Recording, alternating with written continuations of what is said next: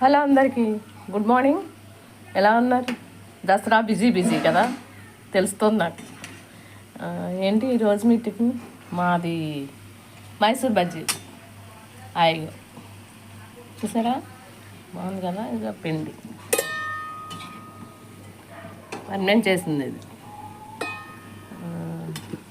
ఇంకేం చేస్తున్నారు? టిఫిన్ తిని అమ్మవారి ఏమన్నా బయట ఊర్లకి వెళ్ళి అమ్మవారిని చూడటానికి వెళ్ళి ఉంటారు, విజయవాడ.